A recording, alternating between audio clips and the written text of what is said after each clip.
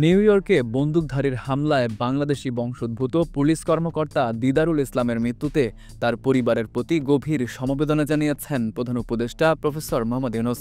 গত ২২ সেপ্টেম্বর রাতে স্থানীয় একটি হোটেলে দিদারুল ইসলামের পরিবারের সদস্যদের সঙ্গে সাক্ষাৎ করেন তিনি।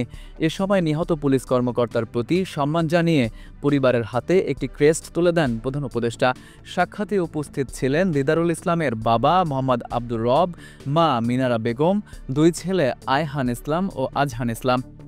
এছাড়া প্রধান উপদেষ্টার সফরসঙ্গী হিসেবে উপস্থিত ছিলেন জাতীয় নাগরিক পার্টির সদস্য সচিব আক্তার হোসেন ও যুগ্ম আহ্বায়ক ডাক্তার তাসনিম জারা।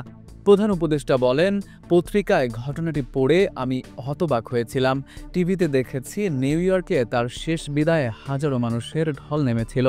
এত মানুষের শোক, শ্রদ্ধা, ভালোবাসা পাওয়া খুবই বিরল। পরিবারের সদস্যরা জানান, দিদারুল ছিলেন নিউ ইয়র্ক পুলিশের একজন দায়িত্বশীল ও প্রশংসিত কর্মকর্তা। ২০২১ সালে তিনি পুলিশ বিভাগে যোগ দেন এবং ব্রঙ্কসের ৪৭ নম্বর প্রিসিংক্টে কর্মরত ছিলেন। উল্লেখ্য, গত ২৮ জুলাই নিউ ইয়র্কের ম্যানহাটনের পার্ক অ্যাভিনিউয়ে বন্দুকধারীর গুলিতে নিহত হন দিদারুল ইসলাম।